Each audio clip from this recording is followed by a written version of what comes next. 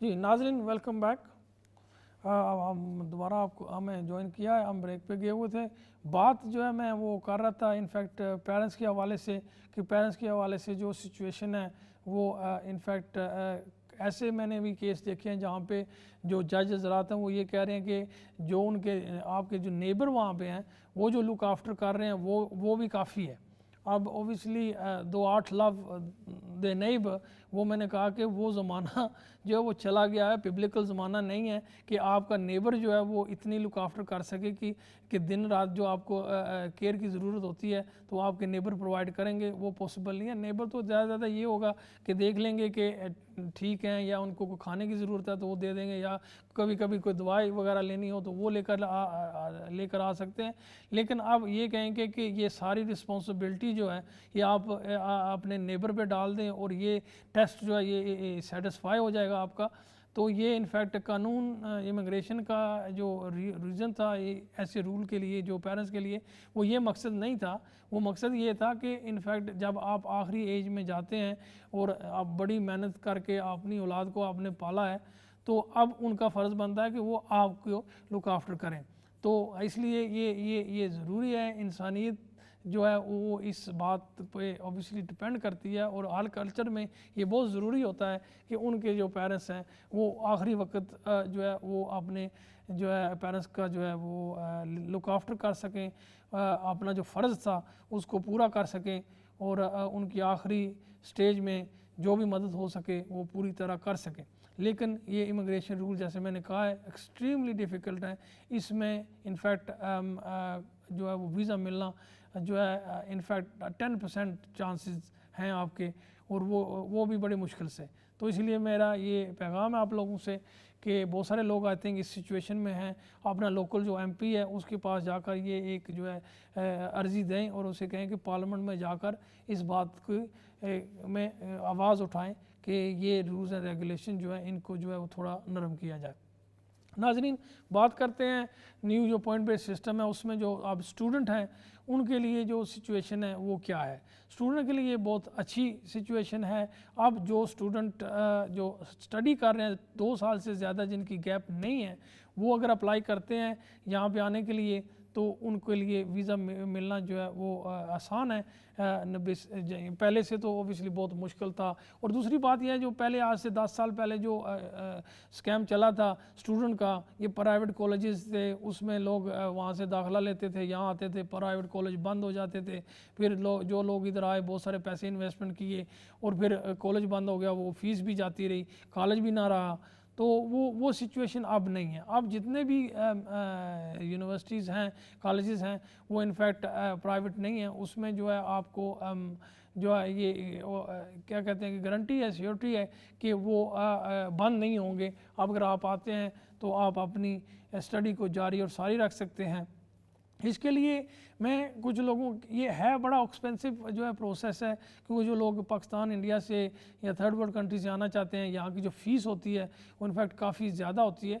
लेकिन इसमें ये तरीक़ाकार ये होता है कि आप किसी यूनिवर्सिटी से जिसमें भी आना चाहते हैं स्टडी करना चाहते हैं वहाँ पर आप उनके साथ जो है वो जो पेमेंट है फ़ीस पेमेंट पहले साल की उसमें इंस्टॉलमेंट आप कर लें। इंस्टॉलमेंट 2 या 3 आप करते हैं तो फिर आपको फ़ीस पेमेंट जो है वो तकरीबन 8 या 10 लाख आप पहली इंस्टॉलमेंट देते हैं और उसके अंदर जो है फिर आप यहाँ पे आ जाते हैं। जब आप यहाँ पे आएंगे तो आपको 20 घंटे का जो है काम करने की ज़रूरत कर सकते हैं।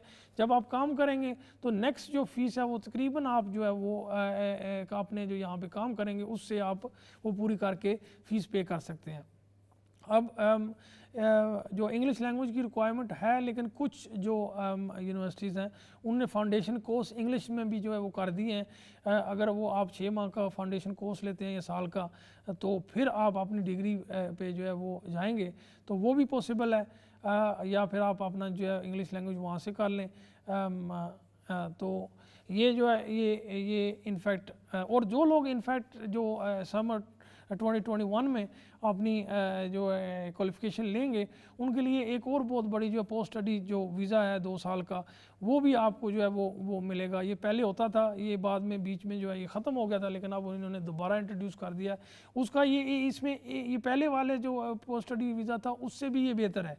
इसमें उन्होंने क्या किया कि एक तो आप काम कर सकते हैं और दूसरा आप इस पीरियड में काम ढूंढ भी सकते हैं। इतना आपके पास टाइम है कि आप इसमें 2 साल के लिए काम भी ढूंढ सकते हैं। और जो पीएचडी कर रहे हैं उनके लिए 3 साल का जो है उन्होंने अरसा कर दिया है, वो 3 साल जो है वो अपने जो है पीएचडी के बाद रह सकते हैं। तो ये सारी जो है ये चेंजेस जो है ऑब्वियसली, क्योंकि यूरोप से ये बाहर चले गए हैं, अब जो है यूरोप के जो लोग हैं उनको भी यही पॉइंट बेस्ड सिस्टम पे आना पड़ेगा, उनके लिए भी ये सेम रिक्वायरमेंट्स हैं। और एक बात जो है मैं बात कर रहा था, जो लोग हैं स्टूडेंट के, ये जो 2 साल का गैप है ना, इससे ज़्यादा गैप नहीं होना चाहिए। अगर ज़्यादा गैप है आपको एडमिशन तो मिल जाएगा, लेकिन आपका यहाँ पे वीज़ा जो है वो मिलना जो है ये मुश्किल होगा आपको। आपने 28 दिन के लिए वो आप शो करना है कि आप अपनी फ़ीस और यहाँ पे जो ख़र्चा है आपका वो आप शो कर सकते हैं। लंदन से बाहर कम है और लंदन में जो है वो ख़र्चा थोड़ा ज़्यादा है, इसके लिए आपने ये शो करना कि आपके पास वो पैसे मौजूद हैं। वो आपको जो है आपका कोई थर्ड पार्टी या आपका कोई रिश्तेदार है वो भी इनफैक्ट शो कर सकते हैं कि हम इनको जो है वो सपोर्ट करेंगे। तो नाजरीन, ये जो रूल हैं ये इनफैक्ट नए रूल हैं स्टूडेंट के लिए। और उसके अलावा जो है वर्क के लिए जो है वो भी इन्होंने नए रूल्स लेकर आए हैं। उसमें पहले ये रेजिडेंट लेबर मार्केट की जो होती थी रिक्वायरमेंट वो भी ख़त्म हो गया है। दूसरा है कि पहले एक नंबर्स ऑफ पीपल आ सकते थे, वो कैपिंग होता था कि 2000 4000 एक साल में जो लोग आ सकते हैं वर्क परमिट के लिए। अब वो कैप सिस्टम ख़त्म हो गया, अब कोई कैप सिस्टम नहीं, जितने लोग क्वालिफाई कर सकते हैं वो आ सकते हैं। और दूसरा है कि जो थ्रेश होल्ड था अपना अर्निंग का सालाना, वो भी उन्होंने कम कर दिया, वो 25,600 तक चले गए हैं। और उसके बीच में जो है जो 20,480 है ये लोअर थ्रेश होल्ड उन्होंने कर दे। इस 20,480 और 25,600 के दरम्यान भी अगर आपको बेसिकली जो है आपकी सैलरी है तो फिर भी आप जो है वो क्वालिफाई कर सकते हैं। उसके लिए दो तीन रिक्वायरमेंट हैं। एक तो रिक्वायरमेंट ये है कि आप शॉर्टेज कैटेगरी में काम कर रहे हैं जिसकी यहाँ पे ज़रूरत है, उस प्रोफेशन में लोग यहाँ पे कम हैं तो बाहर से लोगों के आने की ज़रूरत है, तो वो शॉर्टेज कैटेगरी में आते हैं। उनकी अगर वेजेस 25,600 से कम भी है तो वो भी चल जाएगा। उसके अलावा जो पीएचडी जिन्होंने की है उनके लिए भी ये वो चल सकता है। और उसके अलावा जो नए आ रहे हैं लोग, नए एंट्रेंट हैं जो नए आ रहे हैं, तो उसमें भी उनके लिए एडजस्टमेंट हो सकती है। तो ये जो है ये काफ़ी आसान काम हो गया। तो कुछ लोगों ने मुझे लास्ट वीक भी सवाल किया था, दफ्तर में भी हमें लोग सवाल करते हैं कि अंडर न्यू जो पॉइंट बेस्ड सिस्टम है उसमें कोई जो लोग यहाँ पे ऑलरेडी मौजूद हैं जिनको 10 साल या 10 साल से बड़ा लंबा अरसा मौजूद यहाँ पे हैं, उनके लिए इन्होंने कोई फ़िलहाल जो है पॉइंट बेस्ड सिस्टम के अंदर कोई गुंजाइश या कोई एमनेस्टी निकाली है या नहीं निकाली। देखिए, मैंने ये पहले भी कहा था, फेसबुक में भी ब्रेक में मैं बात कर रहा था कि जो पॉइंट बेस्ड सिस्टम है उसके लिए जो हाईली माइग्रेंट किस्म के जो लोग हैं, जो स्किल लोग हैं, उनके लिए तो उन्होंने स्किल रूट बना दिया है। जो लोग लोअर स्किल के हैं उनके लिए इन्होंने किसी किस्म का पॉइंट बेस में जिक्र नहीं किया। और हमारी ज़ाती मेरी जो ओपिनियन है, और आई थिंक बहुत सारे मेरे कोलीग जो हैं उनकी भी ओपिनियन यही है कि इनफैक्ट जो लोग इधर पहले से आ चुके हैं यहाँ पे 10 साल या 10 साल के अरसे से ज़्यादा रह गए, वो जो लोअर तबके की जो जॉब्स हैं लेबर मार्केट में उसको जो है वो फिल करेंगे। और चांसेस यही हैं कि आने वाले वक्त में अल्लाह करम करे हम ये जो बीमारी है इससे निजात जो है मिले, तो उसके बाद गवर्नमेंट ने पहले भी, ये जो हमारे प्राइम मिनिस्टर थे इन्होंने पावर में आने से पहले भी कहा था कि वो जो लोग यहाँ पे लॉन्ग टर्म से रह रहे हैं उनके लिए कोई एमनेस्टी लेकर आएंगे। और जो बाद में जब वो पावर में आए फिर भी उन्होंने ये बात रिपीट की थी। फिर ओबियसली हमें ब्रेक्सिट का जो है वो मसला बन गया, वो चलता रहा, फिर ओबियसली ये बीमारी का इशू आ गया। तो अब जो है ये, क्योंकि जैसे मैंने कहा कि न्यू पॉइंट बेस्ड सिस्टम में लोअर तबके का जो लेबर है उसके लिए कोई भी इन्होंने रूल नहीं बनाया, तो इससे हमें ये एक क्या कहते हैं कि वो महसूस हो रहा है कि ऐसे जो है वो करेंगे कि जो लोग यहाँ पे मौजूद हैं उनको ये किसी तरीके से जो है वो सेटल करें, क्योंकि ऑब्वियसली यहाँ पे लोग रह रहे हैं, काम भी कर रहे हैं, इन्हें पता है, उनके पास एक्सपीरियंस भी है, उनकी वे ऑफ लाइफ भी हो चुकी है। तो कोशिश करेंगे आपके पास कोई किसी किस्म का क्रिमिनल रिकॉर्ड ना हो, और अगर आपने कोई एप्लीकेशन नहीं डाला हुआ तो बेहतर यही है कि आप एप्लीकेशन डाल दें, क्योंकि जब ये एमनेस्टी आती है तब उन लोगों को ज़्यादा फ़ायदा होगा जिनके एप्लीकेशन ऑलरेडी पेंडिंग है। तो इसलिए मैं जो है आपको ये एडवाइस करना चाहता हूँ कि आप, बेहतर यही है कि आप अपना जो है कोई ना कोई एप्लीकेशन जो है वो डाल दें। अब बात करते हैं विजिटर के हवाले से। जो लोग विजिटर यहाँ पे आना चाहते हैं, विजिटर की कैटेगरी में थोड़ी सी जो है वो नरमी आई है, वो भी उन लोगों के लिए जो 60 से ऊपर हैं। लेकिन जो लोग इससे अंडर हैं उनके लिए, डिस्पाइट कि उनके पास जो visitor immigration rules and regulation है वो कंप्लाई भी करते हैं, फिर भी जो है वो इनफैक्ट ज़्यादातर जो है वो इनफैक्ट 90% तक जो है वो विजिटर वीज़ा जो है रिफ्यूज़ कर रहे हैं। उसमें विजिटर वीज़े का ये है क्योंकि राइट ऑफ अपील नहीं है तो आप उसको चैलेंज नहीं कर सकते। आप पहले एक अगर यहाँ पे आ चुके हैं कई दफ़ा, तो फिर भी अगर आपने एप्लीकेशन किया, तो हमारी एक्सपीरियंस ये है कि बहुत सारे लोग जो थे उन्होंने यहाँ पे उनका पूरा एक जो है वो ट्रैवल हिस्ट्री बनी हुई थी, जब उन्होंने ये रीसेंट वक्तों में जब अप्लाई किया तो उनको भी उन्होंने रिफ्यूज़ कर दिया, राइट ऑफ अपील थी नहीं। तो वो लोग ज़्यादातर पाकिस्तान में रहकर जो है वो चैलेंज तो कर नहीं सकते थे। कुछ लोग जो थे उनके जो यहाँ पे रिश्तेदार या उनकी औलाद जो थी वो उन्होंने हाई कोर्ट में जाकर चैलेंज करने की कोशिश की। तो ज़्यादातर हाई कोर्ट में अगर आप चैलेंज करते हैं तो चांसेस हैं कि वो आपको वीज़ा मिल जाता है। पहला प्रोसेस ये होगा कि आप जब हाई कोर्ट में चैलेंज करेंगे तो 21 दिन जो होते हैं वो जो है उन होम ऑफिस के वकीलों के पास या होम ऑफिस के पास होता है अपना जवाब दावा दर्ज करना। और क्योंकि ज़्यादातर एंट्री क्लियरेंस ऑफिसर है वो मिस्टेक करता है, एरा करता है फ़ैसले में, क्योंकि उसे पता था कि आगे तो ये जा नहीं सकते अपील के लिए, तो वो जो पेपर वर्क दिया हुआ था उसको उन्होंने गौर से देखा ही नहीं होगा, या फिर ऐसे करते थे कि जो रूल्स और रेगुलेशन है इमिग्रेशन के उनको सही तरीके से उन्होंने अप्लाई नहीं करते, तो उसमें चांस बन जाता था। वो फिर नॉर्मली होम ऑफिस का जो वकील है वो होम ऑफिस को कहता है, एडवाइस करता है कि देखें इनका केस जो है रूल के मुताबिक तो बनता है, तो आपने का जो एंट्री क्लियरेंस ऑफिसर था उसने मिस्टेक किया या एरर किया हुआ है, तो बेहतर यही है कि आप ये केस वापस ले लें और दोबारा फैसला करें। तो ज़्यादातर ऐसे ही होता है। और कुछ सिचुएशन मैंने ये भी देखी है कि ये क्योंकि ये ज़्यादा एप्लीकेशन जाने शुरू हो गए थे हाई कोर्ट में, तो आगे जब ये केस जाते हैं और आप जीत जाते हैं तो होम ऑफिस को बहुत, यानी कि जो कॉस्ट होती है आपकी वो होम ऑफिस को देनी पड़ती है। तो बहुत सारी कॉस्ट जो है ना ये होम ऑफिस को देनी पड़ गई थी। तो कुछ अरसा इन्होंने ये भी जो रिसेंटली ये किया कि बाय कंसेंट जो है वो केस जो है आप वापस ले लें। फिर जब आप वापस लेते हैं फिर भी जो है वो फैसला आपके खिलाफ देने शुरू कर दिए इन्होंने। तो उस सिचुएशन में ऑब्वियसली एक बंदा जो है वो पहले से जेआर का काफ़ी खर्चा करके जाता है, तो उसके बाद वो इनफैक्ट बाय कंसेंट केस वापस ले लेता है, तो फिर दोबारा जो है वो इनफैक्ट जीआर के लिए जाने के लिए काफ़ी एक्सपेंसिव प्रोसेस होता है, तो बहुत कम लोग फिर जाते हैं। तो ये भी एक टैक्टिक जो है ये होम ऑफिस ने शुरू किया हुआ था। तो तरीक़ाकार ये है कि आप गिव अप ना करें, और इसमें जो है क्योंकि जो वकील होता है वो इनफैक्ट आपकी कॉस्ट जो है वो उसको वापस मिल जाती है और उसकी फ़ीस भी मिल जाती है। तो ये जितना आप ये वो ज़्यादा केस करेंगे इतना, यानी कि फिर होम ऑफिस जो है वो कॉलर है एक लाइन पे, तो कॉलर लेता है जी। कौन और कहाँ से? अस्सलाम वालेकुम। अस्सलाम वालेकुम जी वालेकुम सलाम।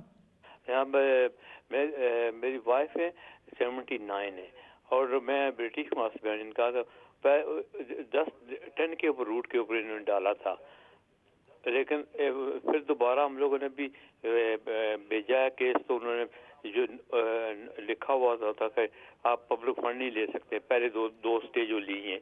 अब हम लोगों ने दोबारा की तो उन्होंने बोला कि जो क्या पैसे आप नहीं ले सकते, वो काट दिया है। देखें जो 10 रूट पे 10 ये रूट जो है ना उस पे डालने का मकसद ही यही है कि उन लोगों को ये बेनिफिट नहीं देंगे, आप बेनिफिट के लिए क्वालिफाई नहीं करेंगे। कुछ अच्छा अभी रिसेंटली जो है ना, क्योंकि ये बीमारी की वजह, एपिडेमिक की वजह से कुछ लोगों ने जब उन्होंने होम ऑफिस को दोबारा अप्लाई किया है कि हमें जो है सीरियस फाइनेंशियल डिफिकल्टीज हाँ, आ रही हैं, तो बिल्कुल उन सही लोगों बात को है। उन्होंने कुछ इजाज़त दी है बेनिफिट की, जो है ना उनको उन्होंने बेनिफिट दी है।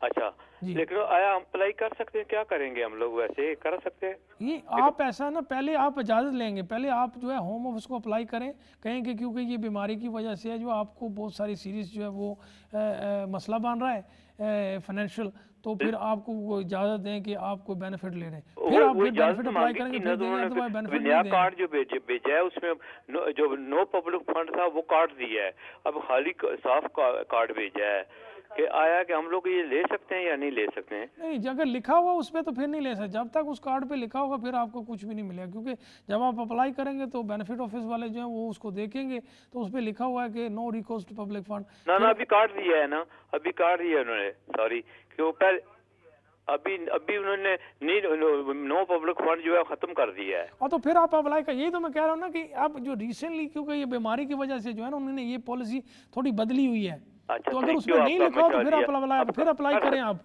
फिर आपको मिल जाएगा। Okay, thank you very much. लेकिन आप जब भी मशवरा देते हैं कोई अच्छा देते हैं, तो इसीलिए काफी टाइम से थैंक यू आपका, अल्लाह ताला आपको कामयाब करे। शुक्रिया जी, शुक्रिया आपकी कॉल का। जी नाजरीन, बात मैं कर रहा था ये जो विजिटर वीज़े वाले हैं उनके लिए बात कर रहा था कि जो दिक्कत उनको पेश आ रही है और उसका एक तरीकाकार क्या है कि आप अगर वो दूसरी दफ़ा भी अप्लाई करते हैं या तीसरी दफ़ा और बार बार रिफ्यूज़ करते हैं, तो आप उसको जो है हाई कोर्ट में जुडिशल रिव्यू जो होता है वो आपको अवेलेबल होता है। ये राइट ऑफ अपील नॉर्मल नहीं होती है, ये हाई कोर्ट में होता है कि क्योंकि वो बार बार आपके सारे पेपर पूरे होने के बावजूद भी वो जो है वो गलत फैसला कर रहे हैं, तो आप उसको चैलेंज कर सकते हैं। उसका प्रोसेस जैसे मैंने कहा कि वो क्या है, और ये बड़ा एक्सपेंसिव प्रोसेस पड़ता है होम ऑफिस को, अगर वो आप केस जीत जाते हैं या उनको बाय कंसेंट वापस लेना पड़ता है तो वो सारा कॉस्ट जो है वो होम ऑफिस को देनी पड़ती है। तो इसलिए ये जितना भी आप चैलेंज करेंगे इतना ही आगे जाकर ये लोगों के लिए जो है वो विजिटर वीज़ा की सहूलत जो है वो नरमी करना शुरू कर देंगे, क्योंकि ये अफोर्ड नहीं कर सकते कि वो फैसले उनके जो है बार बार चैलेंज हो हाई कोर्ट में, क्योंकि हाई कोर्ट का जो कॉस्ट है वो फिर होम ऑफिस को पड़ जाती है। तो इसमें आप गिवन ना करें। ये होता है कि क्योंकि एक दफ़ा आप अप्लाई करते हैं उस वक्त स्ट्रेट हुए अगर आप चले जाएंगे जुडिशल रिव्यू के लिए, तो जज हजरात ये कहते हैं जी देखें आपने जो उनकी इतराज़ था उसको पूरा करके दोबारा क्यों नहीं एप्लीकेशन डाला, हमारे पास क्यों आए। तो बेहतर यही होता है कि एटलीस्ट जो है दूसरी दफ़ा आप अप्लाई करें, जो वो बात कर रहे हैं उसको जो है वो आप टैकल करें, क्योंकि ये विजिटर वीज़े ऐसे होते हैं कि उसमें जो भी बात आप एक बात करेंगे वो आप पूरी करके भेजेंगे तो नेक्स्ट वो कोई और नया जो है वो रीज़न निकाल सकते हैं। मैंने एक्चुअली हमारी एक ऐसी सिचुएशन है, एक क्लाइंट है उसका 4 दफ़ा जुडिशल रिव्यू जा चुका है और 4 दफ़ा जो है बार बार तकरीबन जो है वो कोई नई बात निकाल के वो जो है वो रिफ्यूज़ कर देते हैं। और अमेजिंग ये है कि वो जो भी बात निकालते हैं ऑलमोस्ट जो है वो एक मिस्टेक या नॉन सेंसिकल किस्म की या एरा होता है, जो फिर जब हम जाते हैं वो कोर्ट में जाता है क्लाइंट हाई जुडिशल रिव्यू के लिए, तो वहाँ पे फिर उनका लॉयर कहता है होम ऑफिस को इसको वापस लें बाय कंसेंट, तो फिर दोबारा फैसला करें। तो ये सिचुएशन चल रही है। तो हमारा क्लाइंट जो है वो भी उनके जो यहाँ पे लोग हैं वो काफ़ी स्ट्रॉन्ग हैं, तो वो भी इस बात को बार बार चैलेंज करते जा रहे हैं और गिवन वो भी नहीं कर रहे। आप देखें कि 5वीं दफ़ा आई थिंक उनका जो है बाय कंसेंट उन्होंने वापस लिया है और अब वो उस नए फैसले का जो है वो इंतज़ार कर रहे हैं। नाज़रीन, एक कॉलर है लाइन पे, तो कॉलर ले लेते हैं। जी अस्सलाम वालेकुम, कौन और कहाँ से? जी अस्सलाम वालेकुम जी, मैं जी लंदन से ही बात कर रही हूँ। मैं यहाँ पर आई तो 2010 में थी, लेकिन कुछ चीज़ों की वजह से मुझे वापस जाना पड़ा और फिर वहाँ मेरी बेटी हो गई और मैं वापस 2012 में वापस आ गई। जी जी और यहाँ पे फिर मैंने अपना एक्सटेंशन अप्लाई की तो उन्होंने मुझे ना वो फिर 10 ईयर रूट पे डाल दी, जो अब कंप्लीट हो जाएगी 2022 में। अच्छा मेरी लास्ट एक्सटेंशन गई हुई है और अभी तक कोई लेटर सिर्फ ये आया है कि क्योंकि कोविड की वजह से बहुत ज़्यादा रश है तो जी जी। मैं क्यू में हूँ अभी तक फिंगरप्रिंट्स के लिए भी, क्योंकि वो मेरे ख्याल किसी कंपनीज को उन्होंने देना शुरू कर दिए हैं। नहीं, तो आपकी उन्होंने मुझे अपॉइंटमेंट होगी, अपॉइंटमेंट मिली है, आपने अपॉइंटमेंट मिली है? हमने बहुत दफ़ा उन्हें कॉल किया लेकिन वो अटेंड नहीं करते। वो कहते हैं कि वो हम आपको खुद ही कॉल करेंगे। नहीं, अपॉइंटमेंट जो ऑनलाइन बुकिंग करनी पड़ती है वो भी तो आप बुक कर सकते हैं ना, ऑनलाइन अपॉइंटमेंट बुक कर। हमने बहुत दफ़ा कोशिश की है, वो लेटर ज़रूर आया है लेकिन हमने उस लेटर पे जो नंबर दिया हुआ है उस पर कॉल की है, लेकिन उन्होंने अभी तक हमें कोई उसका आगे से जवाब सही तरह नहीं देते। वो कहते हैं कि अभी बहुत बिजी हैं, इट्स अ लॉन्ग क्यू। नहीं वो तो है, क्योंकि ऑब्वियसली ये बहुत सारा जो है कि अपना जो बीमारी की वजह से बहुत जी सारा जी बैकलॉग हो चुका है। पहले भी जी बैकलॉग था लेकिन अब जो बीमारी की वजह जी। से बहुत मैंने ज़्यादा बैकलॉग हो ऑलमोस्ट चुका है। मैंने मई में अप्लाई किया था। मई मई में? में हाँ जी, मई में अप्लाई किया था, हम्म। जिसका लेटर अभी मुझे दिसंबर में रिसीव हुआ है कि हम माजरत ख्वाह हैं कि हमने लॉन्ग क्यू की वजह से अभी तक हम आपको कोई फिंगरप्रिंट का या कोई लेटर नहीं इशू कर सके। तो हम कोशिश कर रहे हैं कि बार बार वहाँ कॉल करके पता करते हैं कि हमें शायद वो अपॉइंटमेंट मिल जाए फिंगरप्रिंट की, लेकिन वो इतनी आगे से मैसेज आ रहा होता है कि लॉन्ग क्यू है तो वेट करें। नहीं देखिए, केस आपने खुद किया था या किसी वकील के से कराया नहीं था? नहीं, हमने खुद किया था, ये मेरी लास्ट है हम्म। एक्सटेंशन। तो वो चलो ठीक है, मैं आई थिंक उसमें आपको जो है ना, आई थिंक अपॉइंटमेंट बुकिंग जो है ना ऑनलाइन आप कर सकते हैं, वो कोशिश करते अच्छा रहें आप, क्योंकि वो अच्छा है टाइम लगता है लेकिन जी मिल जाती है अपॉइंटमेंट, वो आप कोशिश करते रहेंगे। ज़्यादातर जो मिलेगी वो भी पेड जो है ना अपॉइंटमेंट मिलेगी आपको। वो किसी भी सेंटर में देख लेंगे, वो बहुत सारे सेंटर हैं, जी आप जी जी, लंदन वो के ये भी हैं कह और रहे लंदन हैं। से बाहर भी हैं। किसी पे भी जी अगर आपको जो अपॉइंटमेंट मिलती है उसको आप बुक कर लें। फ्री तो नहीं मिलेगी लेकिन जो भी पैसे वो लेना चाहते हैं वो दें उनको। तो ये जब तक फिंगरप्रिंट नहीं होगी आपका एप्लीकेशन प्रोसेस नहीं होगा। तो आपने एप्लीकेशन तो कर दिया लेकिन वो प्रोसेस नहीं होगा जब तक आपने अपने डॉक्यूमेंट और फिंगरप्रिंट नहीं देंगे आप। तो अच्छा वो पेंडिंग ही रहेगा। तो आपने ये जो है ना अपॉइंटमेंट डेफिनेटली बुक करें। और अच्छा, इस मैं एक और आप उन्होंने मेरी जो एप्लीकेशन नंबर और केस नंबर जो भी है मेरे साथ मेरे 2 बच्चों का भी है। अब ये 2021 ऑलमोस्ट स्टार्ट हो गया है। मैं सिर्फ आपसे ये पूछना चाहती हूँ कि मैं एक असिस्टेंट टीचर के तौर पर भी काम कर रही हूँ, एक फ्रंटलाइन वर्कर हूँ। मैं ये चाहती हूँ कि मैं मज़ीद किसी और प्रोसेस में, क्या मैं ये एप्लीकेशन उनके साथ अप्लाई कर देखिए सकती हूँ उसमें आपको कि कोई उसमें वो कोई मुझे आपको फ़ायदा नहीं होगा, क्योंकि फ्रंट लाइन आप हम्म, वर्कर हैं। तो ऐसी कोई उन्होंने गुंजाइश नहीं रखी होम ऑफिस ने कि नहीं, जो मैं लोग। आपसे सिर्फ ये पूछना चाह रही हूँ कि क्या मैं वहाँ पे अपनी एप्लीकेशन अपनी रिक्वेस्ट डाल सकती हूँ कि मैं एक मतलब मैं एक जॉब कर रही हूँ और क्या मेरा इसको कंसीडर किया जाए इस एप्लीकेशन को एज ए सिटीजन, क्योंकि अब जस्ट फॉर 1 ईयर इस 2022 में तो मेरी वैसे ही ड्यू है और 2021 ही जी ये जी, रह गया है साल। उससे कोई फ़र्क नहीं पड़ेगा जी। आप उनको लिख सकते हैं, पहली बात है आप लेटर लिख सकते हैं और कुछ नहीं कर सकते। शुक्रिया आपके कॉल का। नाजरीन चलते हैं नेक्स्ट कॉलर की तरफ। जी कौन और कहाँ से? अस्सलाम वालेकुम वरहमतुल्लाह। वालेकुम सलाम। मैं मोहम्मद नवीद बर्मिंघम से अर्ज कर रहा हूँ। जी जी पूछना ये है कि 2.5 ईयर बाद जो वीजा जमा होता है, एक मैरिड वीजा जो है, जी जी। उसमें कितनी वेजेस होनी चाहिए तो वो वीजा अप्लाई जो वीजा है वो मस्बत जवाब आए? वही जो और आपको 18,600 जो आपने दी है, 18,600 जो है ना वही आपको अप्लाई करना पड़ेगा एक्सटेंशन पे भी। और जी शुक्रिया आपके कॉल का। नाजरीन हमारा जो टाइम जो है ये ख़त्म होने को आ रहा है। तो अपने रिश्तेदारों का, दोस्तों का ख़ास ख्याल रखें। अल्लाह निगहबान।